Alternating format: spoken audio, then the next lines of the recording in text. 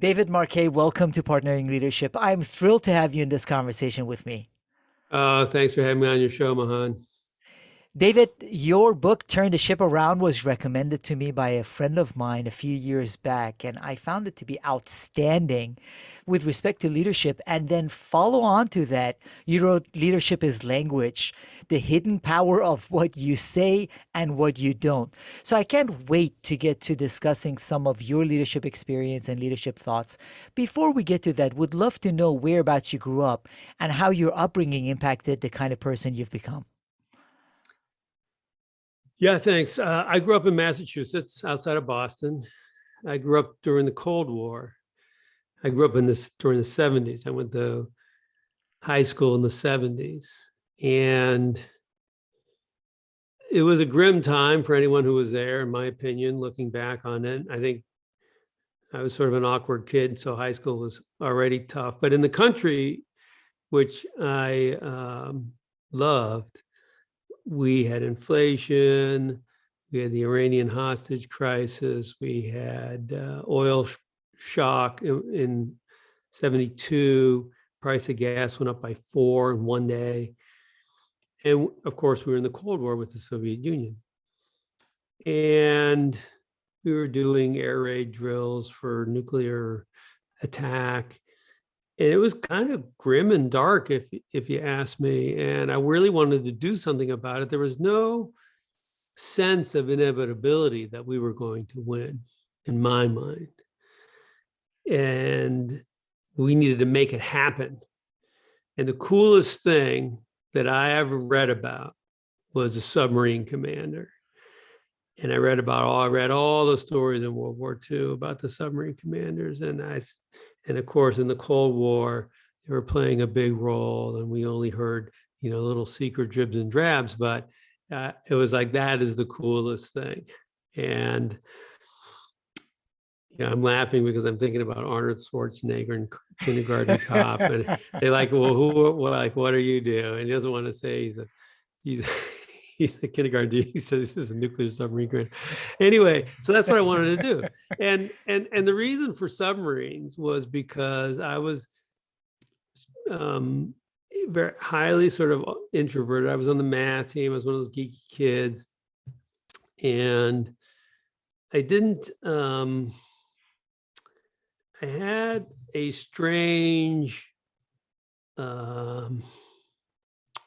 what's the word? Immunity. I had a strange immunity to what other people thought about me. I just did my own thing. And if you didn't like geeks, I didn't care. If you didn't like people in the chess team, I didn't care. If you didn't like the fact that I didn't come to all the parties and drink a lot, I didn't care. And I had this immunity to what other people thought. And that ended up being very powerful later in my life. That actually is really powerful, whether you want to become an entrepreneur or you want to be a person that changes the way things are done. You have to do it your own way. And you actually, you mentioned you were a high school math team. You graduated top of Naval Academy. So you knew both how to conform, but it sounds like there is a part of you that always found ways to go against the grain.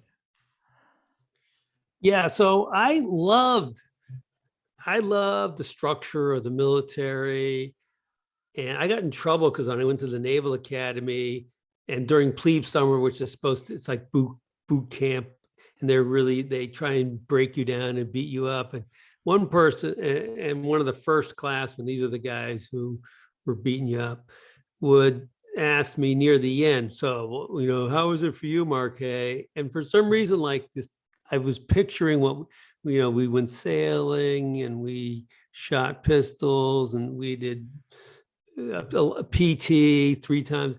And I, and I just blurted out, it's a lot like summer camp. Anyway, that was the wrong thing to say.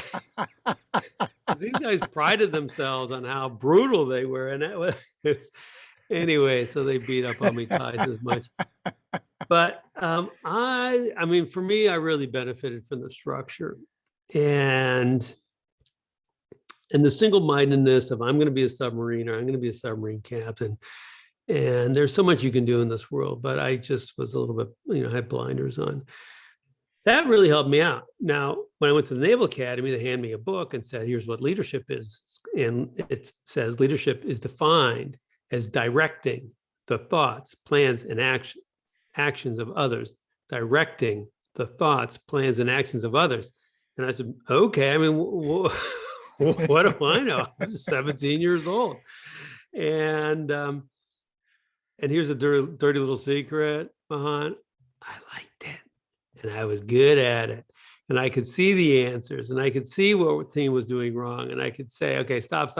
Don't do it this way, do it that way. Don't like stand here, not there. And no, we're not turning left, we're turning right.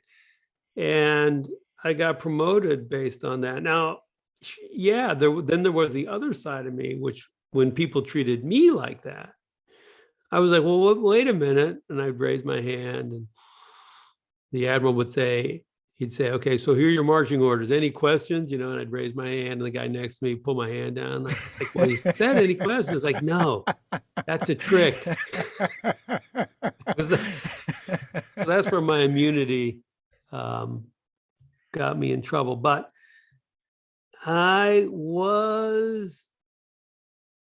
sort of put that part of me in a box. I didn't give into it. I didn't try and think about it too much. But I was frustrated when I would say, I can do a lot more. I can think a lot more. I can contribute a lot more in the ideas and in the values. But you guys you just want me to do ABC. And I would try and use the creativity in the zone where I could control things, which was within my own little team. But I was good at making decisions and telling people what to do. So the Navy promoted me and they said, oh, we're going to make you a submarine commander. And of course, that was a wonderful day in my life. Well, and David, that's partly the way a lot of times people get promotions and succeed in all kinds of organizations, not just the armed forces and in the Navy, in that they are the smartest kid in class. You were one of the smartest in high school and high school math team, top of their college graduating classes. For you, the Naval Academy, many people, it can be Harvard, MIT, my favorite, Georgetown. So they've always been the smartest in the school and in the class and have had the answers and therefore are rewarded with promotions because they've had the answers. So you had the answers, you were the smartest, you wanted to become a captain, and you got the opportunity to become the captain of one of the newer submarines in the Navy, U.S. Navy, USS Santa Fe. What happened then? Well, I wasn't supposed to be the captain on the Santa Fe. I was supposed to go to a different ship. And I went through a whole 12-month training pipeline for this other ship. And at the very last minute, because the Santa Fe was doing so badly, she had the worst morale, the worst performance. And the Navy published this message every month. It's very public, and it has this listing of the Santa Fe is an attack submarine, all 50 attack submarines, and it would list them from the best retention, in other words, the best job of keeping people in the Navy, to the worst. And the Santa Fe would be at the bottom. And for months, the Santa Fe was at the bottom of the list. Anyway, he resigned, which was very unheard of. It basically, you got to get clawed out of that job as submarine commander. You got to get fired. And I give him a lot of credit for that. The problem was, and so anyway, so now the Navy had a ship with no captain, and I just graduated from school and said, you're going to go to the Santa Fe. Yeah, never mind that it's a different ship. It's one of the newer ships, not the ship you train on. And, oh, by the way, it wasn't a ship I'd even ever set foot on this kind of submarine. You have 2 weeks over Christmas holiday to take command, and then you got to deploy in 5 months. And oh, by the way, not only do you have the worst retention because you have the worst morale, but you have the worst performance of any ship in the fleet. Go have a good time. Anyway, people told me, hey, so I had like 2 weeks, and I went and talked to my boss's boss, and the advisors, people on the staff about the submarine, and they said, and I kept hearing the same thing. It's just a lack of leadership. It's a lack of leadership. So, and I would say, well, what do you mean exactly? Well, it's a lack of leadership, and I would say, yeah, sure, I know, but I really didn't know. When I got down on the ship, it wasn't a lack of leadership. It was the wrong kind of leadership. It was a leadership where people were just told what to do. And that was on other submarines. And that was all throughout the Navy. The problem is if the person at the top's head's not in the game and they don't make the right decision, it's a highly personality dependent organization. If the quote CEO or the leader is good, everything goes good. If the quote leader or CEO is not good, when I say good, I'm talking about making tactical decisions. Invest in A or B, turn left or right, and everything's bad. And it's because we have this do what you're told culture. And we divide the world into two: people who get to tell, who make decisions and do thinking for a living and get to tell other people what to do, and they do the doing for a living. And I think this idea contributes to this overpay of CEOs. We think they're so valuable because we have a structure which puts too much power, or I think there's appearance to it, but there's also a reality, which is too much power in the decision making, because the organization will follow a leader, good or bad. We see it over and over again.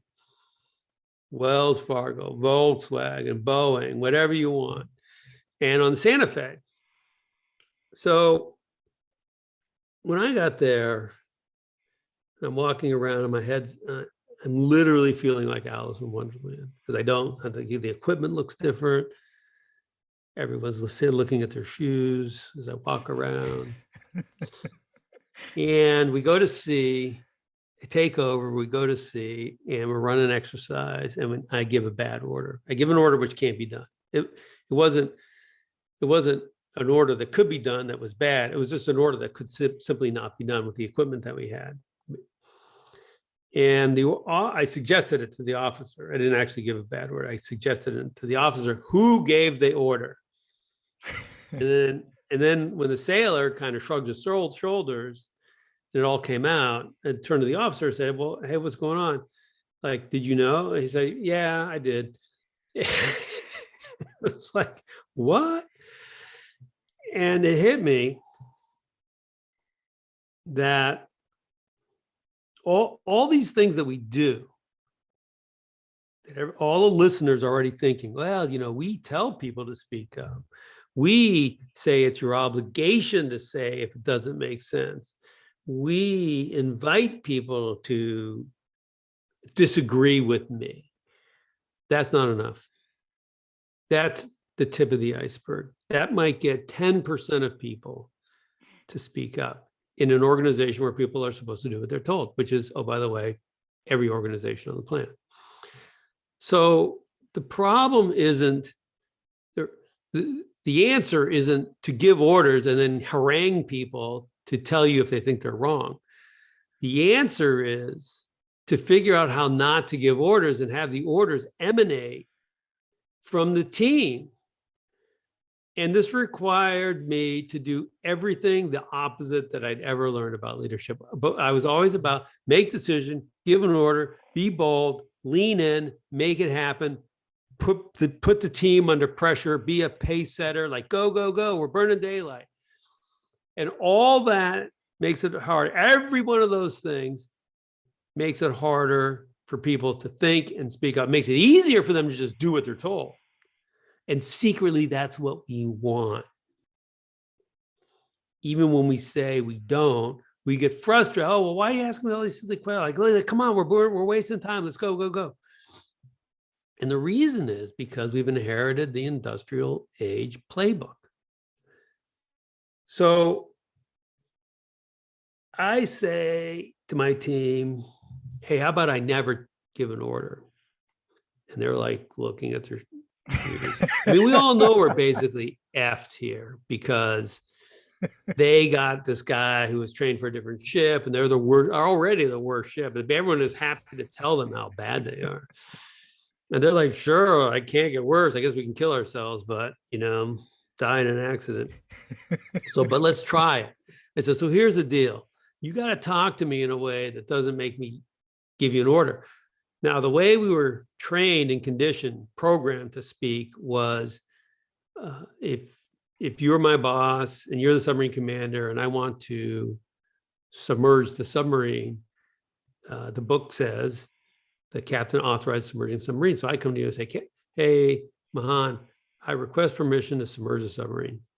And then you would say, submerge the submarine, and you would give the order. And then I would say, submerge the submarine, aye, sir, and I'd go about doing it.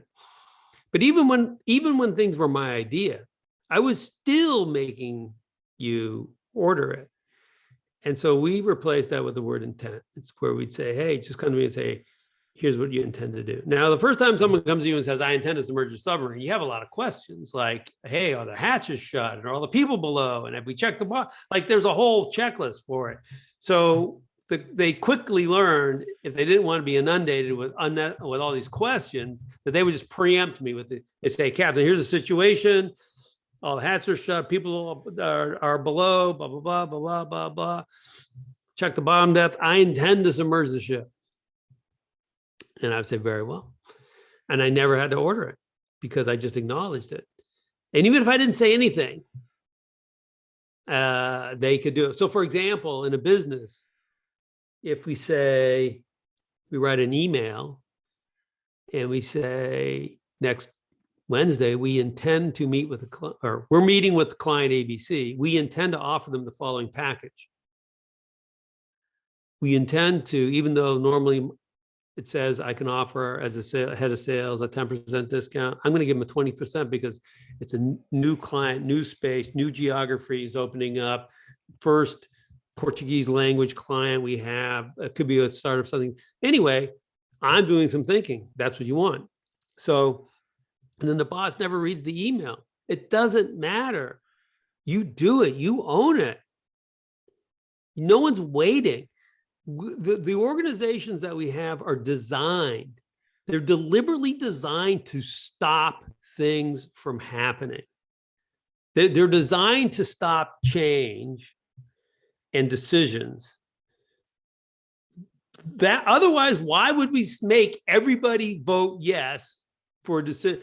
And I can't, if you want to run a business, why is a business like Tesla or some entrepreneurial business so much faster at doing things than say GM?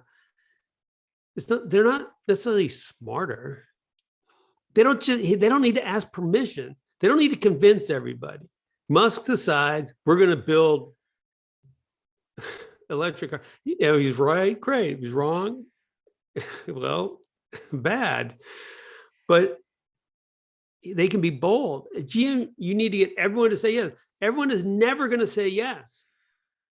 There's too many people invested in combustion engines. They're never going to all sign up for it. And so we think that's a bad model for this. We think businesses should not make business decisions based on consensus. You make them on what we call consent, which is someone has an idea. All I need is for no one to be a blocker. I don't need everyone to be an approver. But it sounds minor, but it's a huge shift, and it puts this psychological ownership squarely on the person who's making these decisions. Every day when we talk to new client, talk to new CEO, every single one of them says the same. My people, I wish there was more ownership. I wish there was a bias for action. I wish there was more bolder decision making.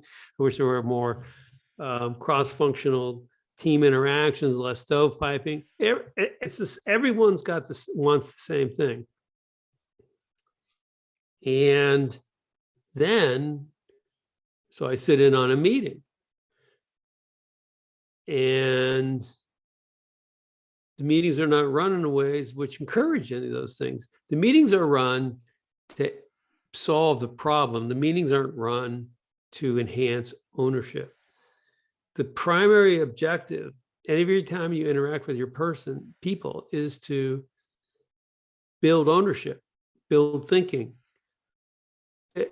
Because your journey as a leader is a journey toward irrelevance. You're going to be irrelevant one day. It might be soon, it might be midterm, might be eventually we're all going to die. So eventually we're all going to be irrelevant. So you might as well start your journey now, because you don't want it to be a cliff when you get there. And there are a lot of baby boomers. They've done everything right.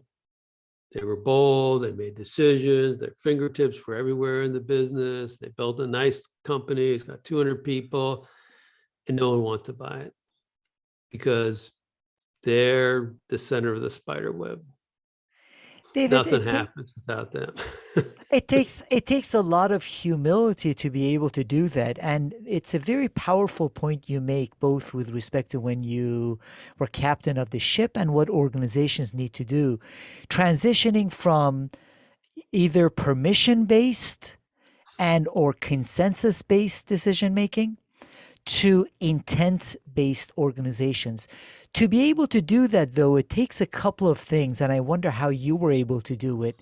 One is it requires a shift and change in mindset of the leader herself or himself to let go of that need for control.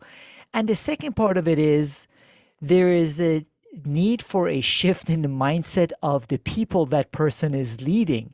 So as you were trying to do this, most especially in the Navy, where people have been used to being told what to do, even more so than many organizations, how were you able to bring them along? How were you able to shift your own mindset, and how were you able to shift the mindset of the team to become more intent based?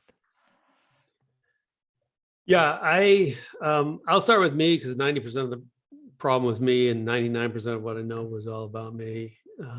So I think there were 4 things that allowed me to do this when previous people hadn't done it. One was this, going back to this immunity to what other people cared. The phrase I used was, I care, don't care. I care deeply and passionately about the people who've been trusted to me and about our mission. I don't care about how I present or what my boss thinks. And it wasn't charade. I literally didn't give a shit what anyone else thought about us. And my guys were more worried for me, because we do things, and they'd say, well, for example, there was an old rule that you had to have when you were in shallow water, you needed a sailor standing at the fathometer, calling out the depths, how far above you were above the bottom every 30 seconds or something. That was written for the submarine when they were originally designed. The fathometer was in the back corner of the control room, and the people driving the ship were sitting in the front. But on the Santa Fe, we had a mod where the depth below the bottom was displayed in front of the. So this was unnecessary, but still in the rules. So I said, well, we're not doing that, because it's one extra person who could be sleeping, studying, doing something else, and it's adding noise to the control room. So I said, why? I asked them, why are you guys doing this? Well, it's in the rule book. I said, well, we're not doing it. And then they were worried for me. So, well, what if we run aground? There's going to be an investigation. We're going to find we broke the rules. You're going to get fired. I said, A, if we run aground, I'm probably going to get fired anyway. B, does this help prevent us from running aground? No. Okay. And C, don't run aground. Like, let's just not run aground. So number one, there was the immunity. Number two was I had a probably naive and misplaced belief that I could control our future. I could control how the ship was going to operate. And so it was worth investing time in changing how we interacted. I also had an irreverence, and this maybe spills into the care, don't care part, but I had a reverence for what came before. And people say, well, we've always done it that way. And I'm like, I don't care. It's stupid. I get that over and over and over again. I saw things that were just made no sense. So for example, here's another one. Every day you'd get a very important piece of paper called the fuel, oil, and water report, which would list how many gallons of everything you had on the submarine, which we had different. We had multiple kinds of oil. So some oil used in some a different oil. So you had each of these oils, you had to have an inventory, and how much diesel fuel you had in case your reactor shut down, and how much fresh water, blah, blah, blah, blah. And it was a piece of paper which just had all these numbers on it, just numbers. And every day, numbers, every day. And I look at it and say, is this good? Is it bad? Are we headed for oblivion here? So scratch that. That thing is useless. What I want is a chart or days till empty. Like if we have 2,000 gallons and we're leaking half a gallon of lube oil every day, that's not a problem. I don't care. If we're leaking 10 gallons, that's a big problem for us and the environment. So you make it a chart. So we would change things like that. And like this, every ship, every day, 300 ships in the Navy, 300 commanding officers, 365 days a year, 10,000 times, since World War II, 5 million pieces of times this piece of paper has gone and sat in front of some commanding officer. No one ever changed it. It's like we're changing it anyway. So I had to remember. And yeah, go ahead. I have one more thing. Which I just combines with that. But yeah, those are the big ones right there. Well, I want to touch on that one too, David. But at the same time, that is the truth of how a lot of organizations operate. So one of the things I want to underline is my primary experience, both internationally and in the greater Washington, D.C. region, is working with organizations, in many instances, Fortune 100 organizations. And it's incredible how some of those same patterns exist. So it's pretty easy to be dismissive of how things operate, whether it's in the armed forces, in this instance, in the Navy, as you were a commander of captain of a submarine. But it's the way things operate in organizations on an ongoing basis where no one has asked, why are we still doing this? Is this meeting a purpose or not? Yeah. Yes, it's easy for me to say this, and people may or may not believe it, but two things. First of all, on the worst day, the nuclear-powered submarine Santa Fe ran better than most of the companies we interact with. I mean, you want it to be like that. We're running a nuclear-powered submarine around the ocean. So when I say I was kind of worst performing crew, the scale is very high in terms of performance and performance expectations. And the second thing is, I forgot the second thing. What was the second thing? Well, anyway, let's delete that. Yeah, don't worry about that. I'll say what you take said that again. part. Say what you said again. Well, no, it's just the fact that this is not unique to the experience of the Navy. And I like the fact that you mentioned this is a high functioning team. And in most instances, way higher functioning than most of the organizations that I see operating even to this day. Yeah. And including my own company right now, we're not nearly as good. We don't need to be. What we're doing isn't as critical. So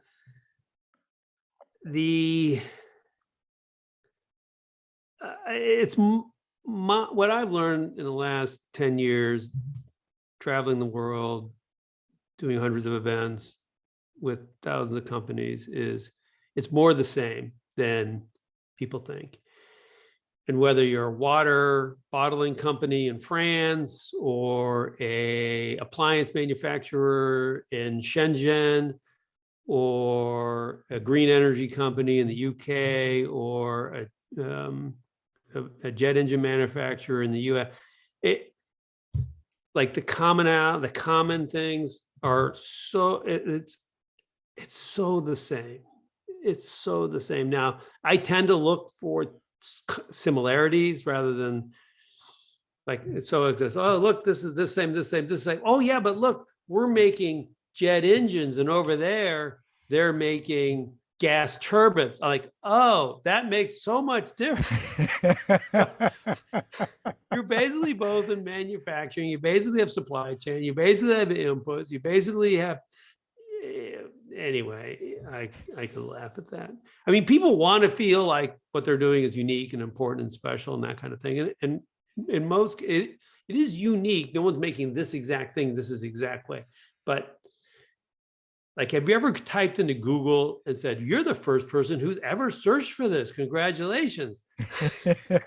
Never has happened. So I would love to briefly touch on a couple of elements that you highlight in your book, Leadership is Language, David. You do talk about the importance of language and use the example of Alfaro, which is a container ship that sank back in 2015, which I find to be very relevant, most especially right now, where organizations are facing even greater levels of uncertainty. When you are in calm waters, it's easier to operate with the old mindset that worked well in the industrial age. In uncertain times, it's not.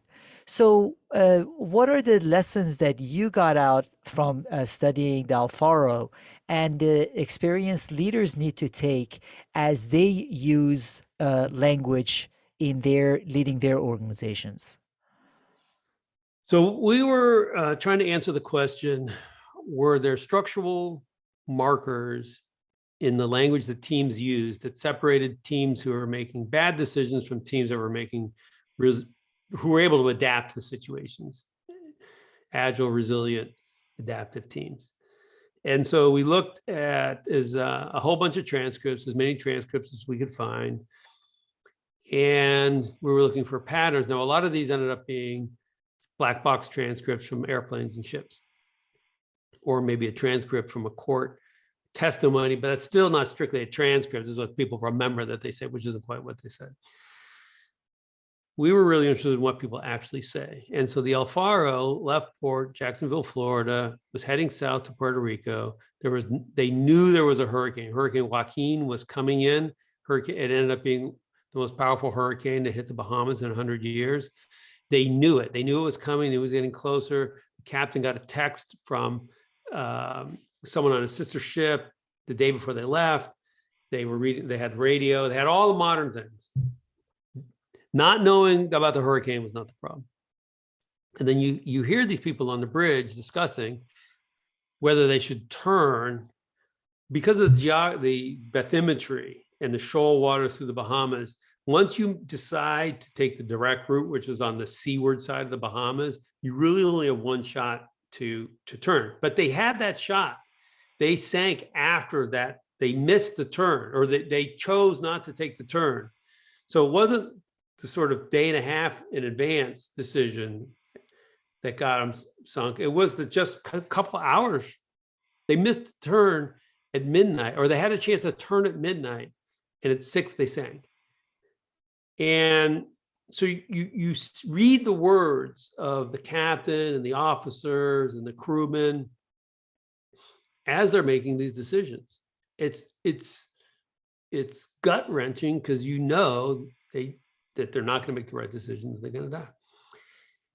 So we were looking for patterns. One pattern that really stood out clearly is there's that the number of words people say, the proportion of words that people say when in a group matches their relative salary.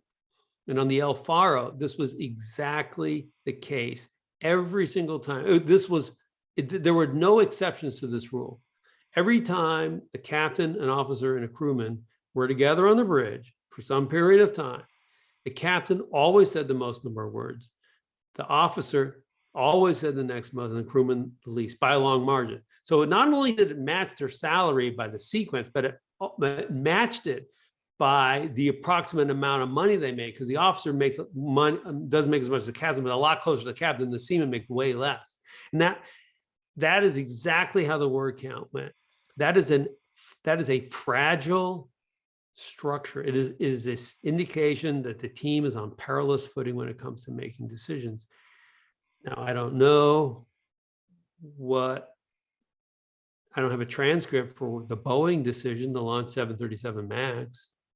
I'm not even sure they actually made a decision. There's a possibility in my mind that the thing had so much momentum, and they wanted to keep up with Airbus, and they needed a more economical airplane, which means they needed a lighter airplane, which means they needed this to replace hydraulic systems with electromechanicals, and this is all part of it. It's all wrapped together in this big, and so it ends up happening. And it's something that And ends up people happening. die. It ends up happening in a lot of organizations, David. I coach senior teams, and in most instances, the same thing happens in those organizations with the senior teams.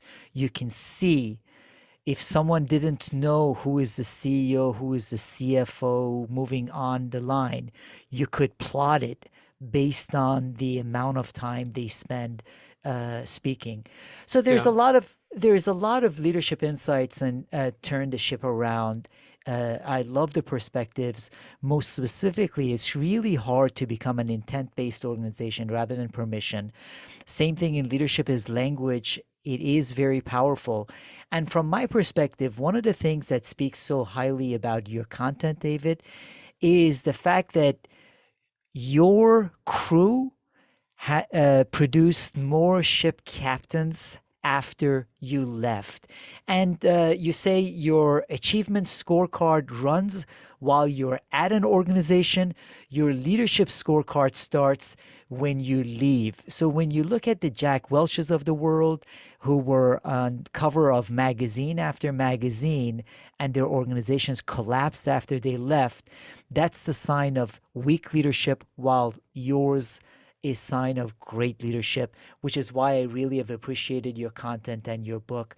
Where can the audience find out more about your content, what you continually share, in addition to your books that they can find on online retailers and their corner bookstores, any of them that are still left?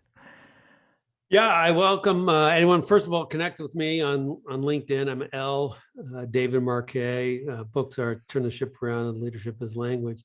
Our program is called Intent-Based Leadership. So we have a LinkedIn page and a website, IBLI, Intent-Based Leadership International. But I think probably the funnest and most useful is our YouTube channel called Leadership Nudges. And these are just little things you can do to remind yourself about being a better leader. We try and make them very practical because we think leadership is a practice. It's not a theory, but when we try and teach it like a theory, it's wrong. It's more like learning a language. You just got to take it and practice and practice and practice. So the YouTube channel is Leadership Nudges. I keep them to a minute to 90 seconds. There are a few that are longer, but I really try and keep it short. And just a quick story and a lesson. So try this, don't say this, say that, kind of a thing. If you want to stop doing something, for example, don't say I can't. Let's say you want to stop eating ice cream. I can't eat ice cream. What you want to say is I don't eat ice cream. And you will stick with your resolution longer. Of course, not having ice cream in your freezer will help even more. It is. It's. You share a lot of great thoughts and perspectives, whether for individual development and most specifically for leaders. And as I mentioned, one of the things I've appreciated about your content is that you continue with humility to show what leadership is all about, rather than just talking about it. I really appreciate everything that you've done to advance the conversation on leadership, not just with respect to what we say, although that language is important, but with respect to how we lead. Thank you so much, David Marquet. Thanks, and cheers, all listeners.